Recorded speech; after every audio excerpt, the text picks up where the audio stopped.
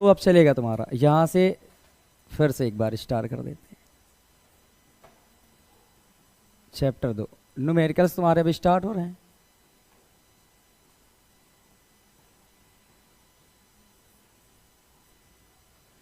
सुनिए, पहला क्वेश्चन है, ये क्वेश्चन नंबर 1 नजर आएगा। कह रहा है यदि 17.7 पीको कूलाम का आवेश 10 सेंटीमीटर भुजा वाले घन के केंद्र पर रखा है, तो सबसे पहले जो चीजें बस तुम्हें पढ़नी वो है जो तुम्हारे काम के हैं। जैसे इसमें यदि 17.7 पीको कूलाम आवेश, तो तुम्हें पता चला आवेश का मान कितना है 17.7 पीको कूलाम, 10 सेंटीमीटर भुजा वाले घन के केंद्र में रखा है, तो रखा रहने दो, रखा हो तो घन की प्रत्येक सतह से, ये बात जरूरी है, निकलने वाले वैद्युत फ्लक्स का मान ज्ञात करना है। सुनो जरा इधर, यहां पर मान लो कि अपने पास ये फ्लक्स है, ये एक कोई पहले ये मानो कि ये घन है, ये बना घन, और इस घन की प्रत्येक भुजा कितने सेंटीमीटर लंबाई की है 10 सेंटीमीटर, और इसके केंद्र पर एक क्यू आवेश रखा है जिसका मान कितना है 17.7 पीको कूलाम। लेकिन हमें एक बात तो ये पता है ना कि किसी भी बंद आकृति के अंदर अगर जितना आवेश रखा है उससे होकर गुजरने वाला कुल फ्लक्स, जब टोटल फ्लक्स निकालते हैं पूरे पूरे पृष्ठ से निकलने वाला, तो वो कितना आता है फाई ई बराबर क्यू अपॉन एप्सिलॉन नॉट। किसके नियम से? गॉस के नियम से। अच्छा ये बताओ, जो घन है वो अपने 6 फलकों से मिलकर बना होता है, तो हम क्या कहेंगे, जो घन के 6 फलक हैं उन 6 फलकों से कुल फ्लक्स कितना गुजरेगा क्यू अपॉन एप्सिलॉन नॉट। पर क्वेश्चन में क्या पूछा गया है बताओ, प्रत्येक सतह से, टोटल 6 सतहें होती हैं घन में, 6 सतहों से क्यू अपॉन एप्सिलॉन नॉट के बराबर गुजरेगा। हमें किससे निकालना? प्रत्येक सतह से, मतलब हर एक सतह से। तो एक बात समझो, जैसे इसे एग्जाम्पल के लिए मैं वही बताता हूँ, जैसे हमारे पास 6 व्यक्ति हैं, टोटल कितने व्यक्ति? 6 व्यक्ति, और 6 व्यक्तियों को 60 रुपए दे दिए गए। तो अगर मैं पूछूं कि बताओ 6 व्यक्ति कुल मिलाकर 60 लेते हैं, तो हर एक व्यक्ति के हिस्से में औसतन कितने रुपए गए होंगे? 10। कैसे जानते हैं? 6 से भाग करके। तो वैसे ही समझो 6 सतहें मिलकर इतना फ्लक्स देंगी, तो बताओ एक सतह कितने देगी? 6 से हम क्या करेंगे? डिवाइड करेंगे। ओए तुम कहाँ? चलो इधर आओ, सुनिए, तो कितने देंगे ये बताएं। हम ये जान जाएंगे कि 6 से भाग करेंगे, तो हम यहां पर लिख रहे हैं, बोलो Q का मान कितना दिया है? 17.7 पीको कूलाम। ठीक है, ये आवेश। एप्सिलॉन नॉट का मान कंपलसरी है क्योंकि वहां देखो एप्सिलॉन नॉट आ रहा है, तो कितना होगा 8.85 गुणे 10 की पावर -12 कूलाम स्क्वायर प्रति न्यूटन मीटर स्क्वायर। ये बन गया। अब फॉर्मूला लगाते हैं, हम लिखते हैं घन के प्रत्येक सतह से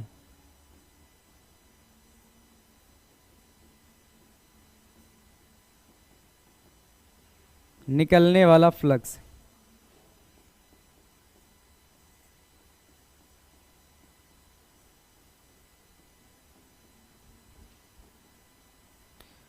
फॉर्मूला यहां से बताएं क्या बनेगा?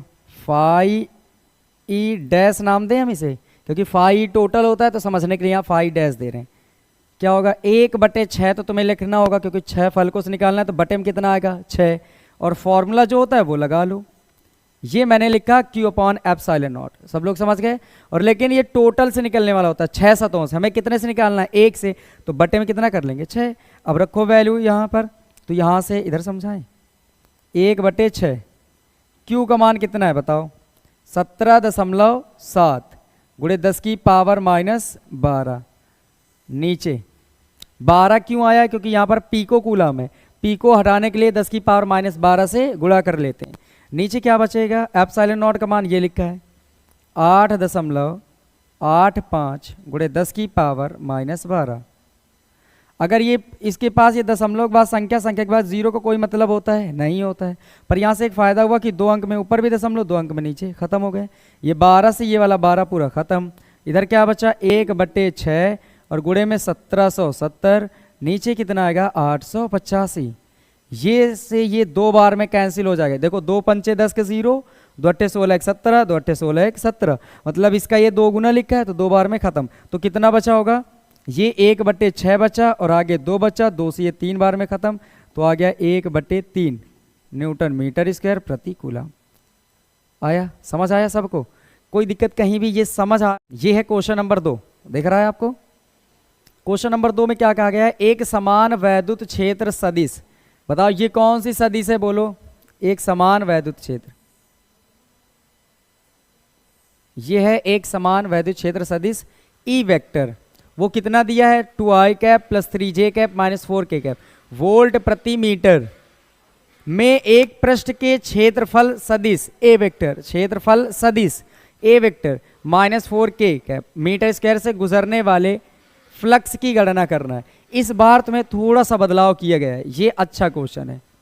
देखो आपके पास पता चल गया है ई का, ई जो ई वेक्टर का मान है वो माइनस प्लस का है 2i cap plus 3j cap और माइनस 4k कैप। वहीं पर ए वेक्टर का मान पता चल चुका है माइनस का 4k कैप। अब आपसे पूछ रहे हैं बताइए कि तुम्हें फ्लक्स कितना गुजरेगा। देखो गुजरने वाले वैद्युत फ्लक्स की गणना करनी है, दिख रहा है ये सबको, वैद्युत फ्लक्स पता करना है। पर अब सोचो जरा, अपने पास परिमाण तो दिए नहीं है तो परिमाण वाला फॉर्मूला लगाना बेकार है, ना आवेश दिया है तो वो भी बेकार है। तो अब हम कौन सा लगाएंगे, जब वैद्युत फ्लक्स का बेसिक फॉर्मूला पढ़ाया था तो सूत्र वहां पर एक पढ़ाया था, फाई ई बराबर E vector dot A vector पढ़ाया था। तो बस इसी फॉर्मूले पे रख देते हैं। पर यहां पर थोड़ी देर के लिए जो डी है ना, डी हटा देना, वजह यहां पर केवल ए वेक्टर है तो तुम भी यहां पर क्या लगाओगे, ए वेक्टर लगा लोगे खुद से, ठीक है सही है। तो ये जो चीज है इसको कन्वर्ट कर देना तुम्हें, convert D A vector to A vector, समझ जाओगे तो ये क्या बन के आ जाएगा, फाई ई बराबर ई वेक्टर, ये डी फाई हुआ करता था तो फाई लेना है तो E vector dot A vector लिख लोगे। चलो बताओ ई वेक्टर की वैल्यू कितनी है 2i cap plus 3j cap minus 4k cap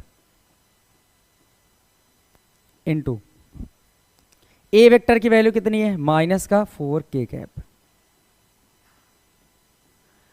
देखो ये एकांक सदिश कहलाते हैं i j k कैप, इनके कुछ गुणधर्म होते हैं वो इधर मैं सिखाता हूं तुम्हें। यहाँ अगर i कैप के साथ ही i कैप का अदिश गुणन करना है डॉट वाला तो आंसर 1 आएगा, कितना आएगा। अब i का i के अलावा किसी और के साथ करो तो आंसर 0 आएगा, कितना आएगा। i का जब i के साथ करेंगे तो आंसर 1 डॉट प्रोडक्ट में, अदरवाइज i का किसी और के साथ 0, j का j के साथ करेंगे डॉट प्रोडक्ट तो कितना आएगा 1, अदरवाइज j का किसी और के साथ 0, k का k के साथ 1, बाकी सब के साथ। तो एक बात तुम्हें समझ आई होगी कि j और j मिलकर 1 देते हैं, बाकी हर किसी के साथ 0, k और k कैप मिलकर 1 देंगे, बाकी हर किसी के साथ 0। तो जब डॉट प्रोडक्ट कर रहे हो तो i का j के साथ करने की कोई जरूरत पड़ेगी नहीं, क्यों, क्योंकि वो तो 0 ही देने वाला है। तो हम जब डॉट प्रोडक्ट करते हैं तो सीधे i का i वाले के साथ, j का j वाले के साथ, k का k वाले के साथ। तो अब इधर समझो गुणा करना है, इधर वाले का गुणा इधर करना है डॉट। पर ये देखो इधर i है इधर j, कहीं इधर i और j है तो फिर i और j का करने की जरूरत नहीं, क्योंकि इससे करोगे 0 होगा, इससे करोगे 0 होगा। तो फिर सीधे करो k वाले का k के साथ, तो माइनस माइनस मिलकर प्लस, 4 चौके और k के कैप मिलकर तो कितना आ गया आंसर 16। देखो मैच कर रहा है, कहीं मैच करेगा वो, न्यूटन मीटर स्क्वायर प्रति कूलम। कुछ दिक्कत है इसमें, आसान लगा। जब तुम्हें परिमाण दिया हो तो परिमाण वाले की तरह करो, और जब परिमाण ना दिया हो तो सदिश दिया हो तो सदिश वाले की तरह कर लेना है। कुछ फिर आगे बढ़ा जाए। अगला सुनिए, ये क्वेश्चन देखो, कह रहा है किसी घन के केंद्र पर, ये घन है कोई, हाँ ये घन के केंद्र पर 10 माइक्रो कूलम का एक आवेश, तो आवेश की वैल्यू बताओ कितने मिल गई अपने पास 10 माइक्रो कूलम। ये क्वेश्चन नंबर 3 है, 10 माइक्रो कूलम है। इसको चेंज कर सकते हैं हम लोग, तो Q का मान निकल आएगा 10 गुणे 10 की पावर माइनस का 6 कूलम। समझ पा रहे होंगे, ये इतने कूलम का आवेश मिला। और कहाँ पहुंचे, घन के एक फलक से निकलने वाले वैद्युत फ्लक्स की गणना करनी है। वैद्युत फ्लक्स की गणना करनी है, लेकिन कितने फलक से गुजारना है, एक फलक से, केवल एक फलक से कितना गुजरेगा वो हमें पता करना है। तो एप्सिलॉन नॉट का मान तो फिक्स कर लें, 8.85 गुणे 10 की पावर माइनस 12 कूलम स्क्वायर प्रति न्यूटन मीटर स्क्वायर। अब आ जाते हैं अपने फॉर्मूले पर। हम क्या लिखेंगे, घन के प्रत्येक सतह से या फलक से, एक ही बात है, फलक से गुजरने वाला फ्लक्स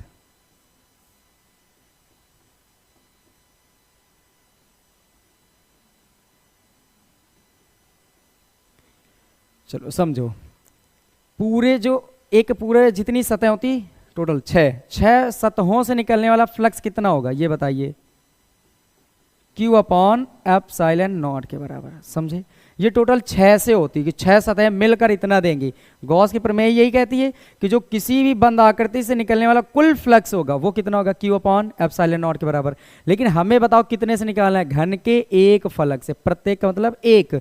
तो ये बताओ 6 मिलकर इतना दे रहे हैं तो एक कितना देगा, बटे में 6 करना होगा। तो बटे में 6 करने के लिए 1/6 से इसमें साथ में क्या कर लोगे, गुणा। देखो बटे में आ गया 6, अब वैल्यू रख लो। Q का मान कितना है, 10 × 10 की पावर -6, तो ये आ जाएगा 10 × 10 की पावर -6। एप्सिलॉन नॉट का मान 8.85 × 10 की पावर -12 और 1/6। अब इधर समझो, ऐसा करो कि इसके ये 2 अंक से दशमलव हटेंगे तो ऊपर कितने जीरो बढ़ेंगे, 2। तो यहाँ पर जो 10 है इसके आगे कितने जीरो बढ़ जाएंगे, 2। तो यहाँ पर बताओ कितना आ जाएगा, 1 2 3 और नीचे 8 8 5 और गुणे में ये कितना आएगा, 6 और 10 की पावर ऊपर कितनी है, -6 ये है, और ये 12 कैसी है, माइनस के ऊपर जाएंगी तो प्लस की हो जाएंगी। एक बार फिर से समझ लो, ये 2 अंक से दशमलव हटे, ऊपर कितने जीरो बढ़े हैं, 2। तो 1 2 3 1000 ऊपर बना, 885 नीचे, ये भी 6 तो था साथ में, तो 6 साथ में ले आए और 10 की पावर -6 ऊपर थी, -12 ऊपर गई तो प्लस की। अब गुणा कर लो इनका, 1 2 3 ऊपर बताओ कितना बनेगा, 10 की पावर 12 में 6 घटाओ तो प्लस की 6 बचेंगी। यहाँ पर कितना आ जाएगा, 6 पंचे 30 के 0 हासिल आए 3, 6 48 3 51 हासिल 5, 6 48 48 5 53, तो यहाँ आ जाएगा 53। 1 0 से 1 0 कर लो, खत्म। तो कितना आ जाएगा, ऊपर आ जाएगा 100 बचा, लेकिन 1 0 इससे भी ले लो, 6 पावर है, इससे 1 0 ले लो तो 1000 फिर बन जाएगा। नीचे कितना आएगा, 531 × 10 की पावर कितना, 5 बचेगा। अब इसका भाग करना है, भाग कितने लोगों को नहीं आता है, जिनको आता है वो कर लेंगे ना, सबको समझ में आ जाएगा। तो अगर नहीं आता है तो एक बार सुन ले कैसे करेंगे। देखो अगर एक बार भाग करेंगे, पहले कितनी बार करेंगे, एक बार, तो 1000 है, 2 बार जाओगे तो कितना हो जाएगा, 1062, तो वो ज़्यादा हो जाएगा, तो एक बार पहुंचा देंगे तो कितना बचेगा बताओ, 469। कितना बचेगा, 469। भाई एक बार पहुंचाए तो 1000 में से 531 घटाओ, कितने बचेंगे, 469 1 70 70 30 100, ठीक सही है, तो ये 469 बचेगा। अब क्या करना है, पॉइंट लगाना है, क्योंकि अब भाग तो जाएगा नहीं, तो पॉइंट उधर जैसे ही लगाएंगे तो 1 0 बढ़ लेंगे, ये बढ़ जाएगा। एक बार भाग गया, फिर पॉइंट लगाया मैंने 0, ये लिखा है 4500 लगभग, कितना लिखा है 4500, और ये लिखा है लगभग 500। तो 9 बार गुणा करोगे तो 5 9 45, तो 4500 होता अगर, तो ये कितनी बार चला जाता है, 9 बार। लेकिन ये 31 का भी तो 5 बार गुणा करना होगा, तो 5 या 15, तो 15 से लगभग चला जाएगा 9 बार, तो 1.9 के आसपास। देखो 9 बार करके देखो, 9 1 के 9, 9 3 के 27 और 9 बचे 45, 45 46 47, थोड़ा सा ज़्यादा है ना, तो 1.8 कर लो, और 10 टू पावर कितना, 5 न्यूटन मीटर स्क्वायर प्रति कूलम। समझ आया, तो ये भाग कर लेंगे ना सब लोग, ये तो ज़रूरत नहीं रही मुझे बताने की, ठीक, ये तरीका है करने का। ये एक अच्छा क्वेश्चन आया, अब इसमें अपने लिख लेना, कुछ चीज़ें हैं इसमें जो इम्पोर्टेंट हैं, तो थोड़ी सी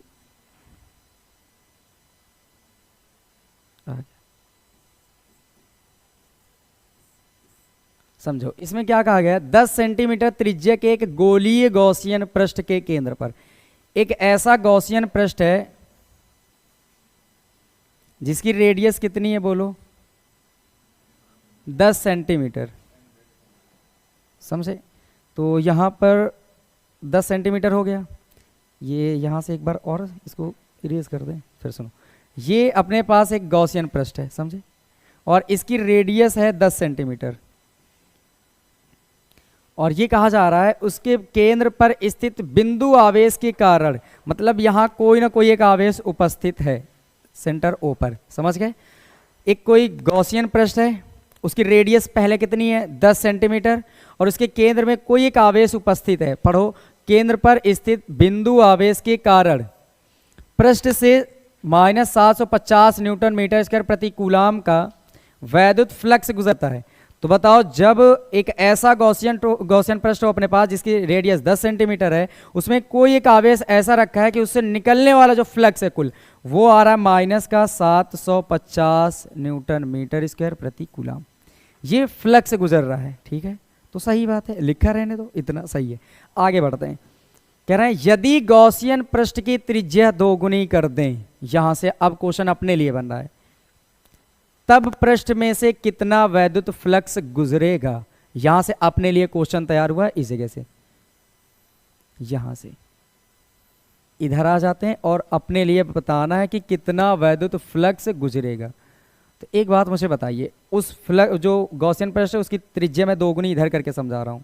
मान लो कि ये अपने पास गॉसियन पृष्ठ बना, इसकी रेडियस हो गई 20, कितनी हो गई, आवेश तो वही रखा है ना, आवेश के बारे में चेंजमेंट करने की तो बात कहीं नहीं, तो ये आवेश उतना है। एक बात मुझे बताओ, इधर गॉस की प्रमेय लगाओ एक बार। गॉस की प्रमेय क्या कहती है, किसी भी बंद गॉसियन पृष्ठ से होकर गुजरने वाला कुल फ्लक्स फाई ई वो केवल और केवल क्यू अपॉन एप्सिलॉन नॉट के बराबर होता है। सही है ये बातें? इधर आ जाओ, इसमें लगाओ, इसको देखना नहीं, बस तुम बताओ, ये भी बंद गॉसियन पृष्ठ है, इससे गुजरने वाला फ्लक्स कितना होगा, फाई ई बराबर क्यू अपॉन एप्सिलॉन नॉट। अब मुझे दोनों पे एक बात, चीज़ों को ढंग से देखो, फिर मुझे एक बात ये बताओ कि कहीं पर उसकी रेडियस या कहीं पर इसकी रेडियस दोनों फॉर्मूले में नजर आई? नहीं नजर आई। तो तुम क्या समझोगे कि जो किसी भी बंद आकृति से गुजरने वाला फ्लक्स होता है वो केवल और केवल उस पर उपस्थित आवेश पर निर्भर करता है। किस पर? आवेश। अगर आवेश दिया गया है तो सीधे आवेश पर डिपेंड करेगा, और जितना आवेश होगा उसी के अकॉर्डिंग बदलेगा, या कम होगा या फिर ज्यादा। आवेश कम करोगे तो फ्लक्स कम होगा, ज्यादा करोगे तो ज्यादा होगा। लेकिन अगर यहां पर रेडियस बदली जा रही है, आवेश तो बदली नहीं जा रही, तो क्या रेडियस बदलने से फ्लक्स में कोई इफेक्ट पड़ेगा? कुछ नहीं पड़ना चाहिए, क्योंकि रेडियस पे वो तो डिपेंड ही नहीं कर रहा है। तो हम क्या कहेंगे कि अभी भी वैद्युत फ्लक्स का मान ही इतना ही रहेगा। ये पहले का आंसर हो गया। समझ आई बातें? आंसर लिखोगे कि यदि गॉसियन पृष्ठ की त्रिज्या दोगुनी कर दी जाए तब भी वैद्युत फ्लक्स में कोई प्रभाव नहीं पड़ेगा, अतः अब भी इससे होकर गुजरने वाला वैद्युत फ्लक्स -750 न्यूटन मीटर स्क्वायर प्रति कूलाम ही रहेगा। ये पहला आंसर समझ आया। दूसरा, आगे पढ़ो।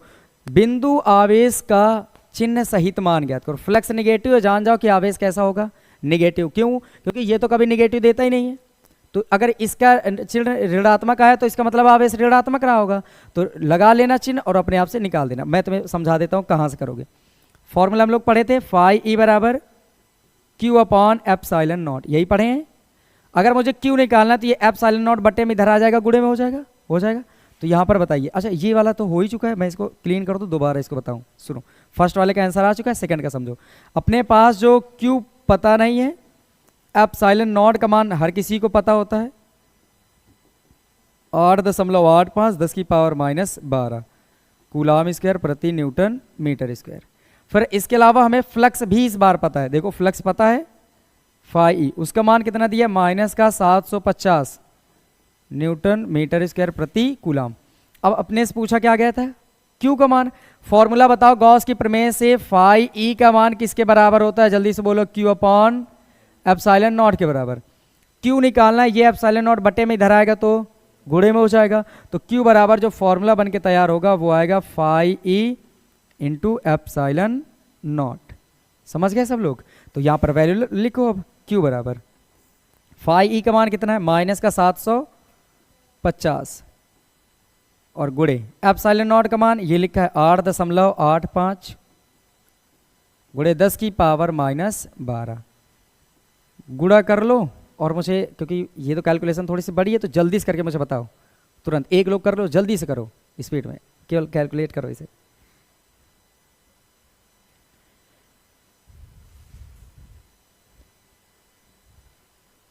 गलत ना करना वरना मेरी कोई जिम्मेदारी नहीं है। कैलकुलेशन तो सबको आता होगा ना, हाल ही पे इतना बताना जरूरी था मेरा।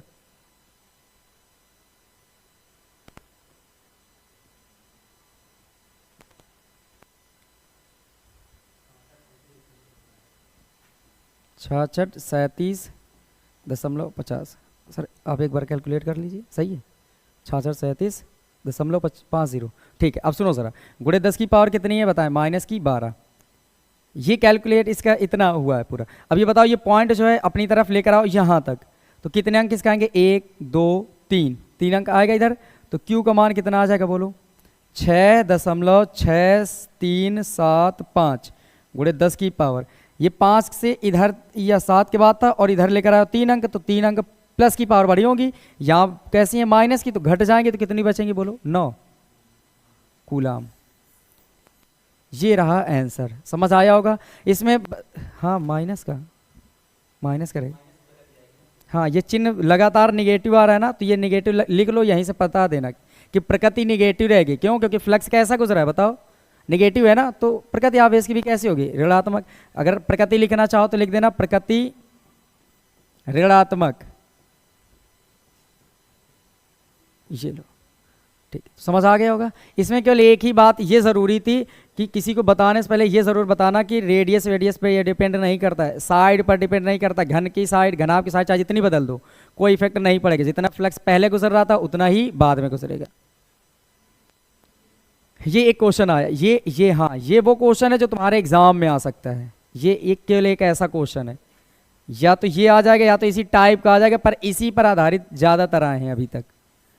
क्योंकि ये जो एक डेरिवेशन पढ़ाया था सबसे पहला, किसी अनंत लंबाई के धारावाही चालक तार के निकट वैद्युत क्षेत्र की तीव्रता का व्यंजक, वो आता है, और साथ साथ में उसके एक डेरिवेशन के साथ एक क्या लगा होता है, न्यूमेरिकल्स।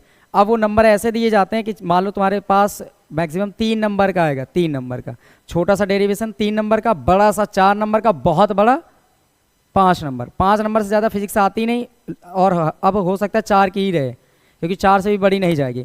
तो याद रखना, अगर मान लो 3 का आता है तो 3 नंबर तो आपके पहले 3 नंबर में से 1.5 नंबर डेरिवेशन के होंगे, और अगर डेरिवेशन आता है तो ही तुम न्यूमेरिकल्स कर पाओगे, तो 1.5 नंबर उसके मिल जाएंगे, और नहीं आया तो डेरिवेशन के साथ साथ वो भी चला जाएगा। तो उसी पर ये आता है। ये बहुत बार पूछा गया, किसी अनंत लंबाई के धारावाही चालक तार के निकट वैद्युत क्षेत्र की तीव्रता कितनी होगी, उसी के साथ साथ ये न्यूमेरिकल्स आता है। तो सुनो यहाँ पर अब क्या है, एक अनंत लंबाई के एक समान आवेशी सीधे तार का रैखिक आवेश घनत्व, बताओ ये किसका मान होता है, रेखीय आवेश घनत्व लिखा है, तो किससे डिनोट करेंगे बोलो, लैम्डा से।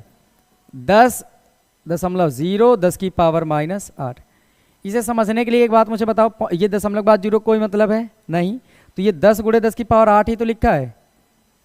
ये पावर 1 है तो घटा दोगे तो 1 गुणे 10 की पावर -7 लिख सकते हैं इसको, इतना गुलाम, क्योंकि ये 10 की 1 पावर से 1 खत्म हो जाएगी, तो कितना बचेगा 7।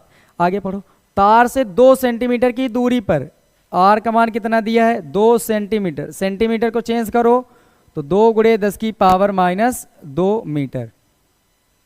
उत्पन्न वैद्युत क्षेत्र की तीव्रता ज्ञात करनी है, क्या निकालनी बोलो, वैद्युत क्षेत्र की तीव्रता।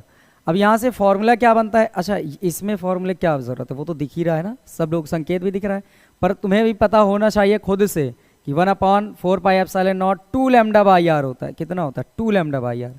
समझ गए, फॉर्मूला सिखाया था, ये डेरिवेशन पहला वाला ही था। तो बताओ इसकी वैल्यू कितनी होगी, यहाँ पर ई पता करना है तो ई क्वेश्चन मार्क, ये सूत्र होता है। इसकी वैल्यू कितनी होती है, 9 गुणे 10 की पावर 9, 2 गुणे लैम्डा का मान कितना है, कहाँ है लैम्डा, ये है 1 गुणे 10 की पावर -7।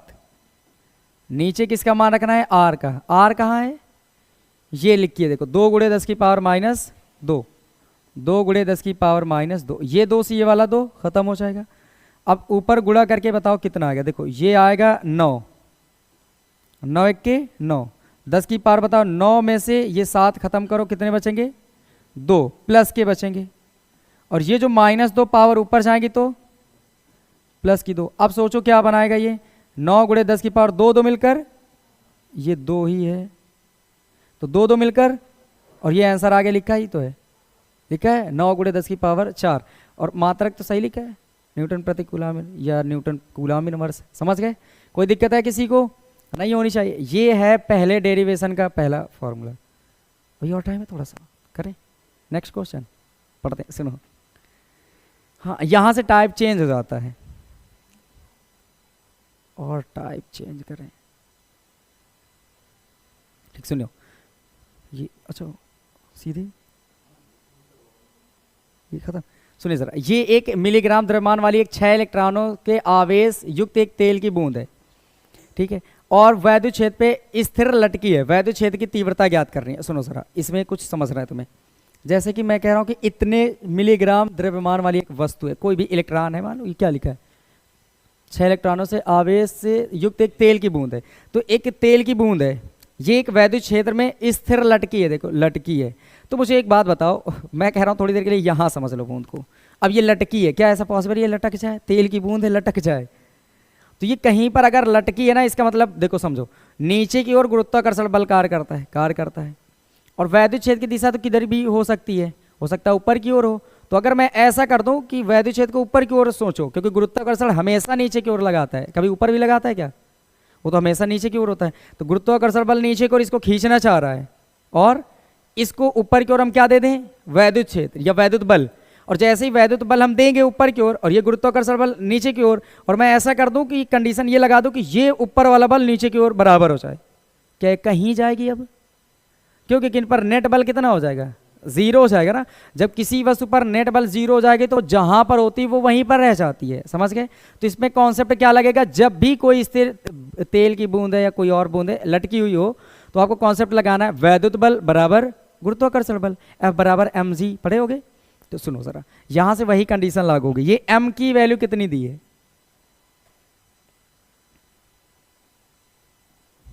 ये 9वां नंबर है, ये है 0.002 मिलीग्राम। पहली बात तो ये मिलीग्राम चेंज करना ही बड़ा खतरनाक है, सबके लिए नहीं, कुछ लोगों के लिए, तो चेंज करना सीख लें। ये 0.002, पहले तो एक एक करके हटाना सीखो तो कभी गलत नहीं होगा। मिली हटाओ तो कितने से गुणा करोगे? 10 की पावर -3 से। कितने से? 10 की पावर -3 से। किसको हटाया? केवल मिली को। तो आगे क्या बचा होगा बोलो? ग्राम। अब ऐसा करो कि ये m बराबर 0.002 10 की पावर -3 तो थी। अब ग्राम को भी हटाओ तो किस में बदलेगा? किलोग्राम में। तो ग्राम को किलोग्राम में बदलने के लिए फिर -3 से गुणा करो, तो अब ये टोटल किस में बदल के आ गया? किलोग्राम में। तो ये बताओ m की वैल्यू टोटल कितनी आई? अच्छा, ये 0.002 ये पॉइंट है, और 10 की पावर 3 और 3 मिलकर 6 किलोग्राम।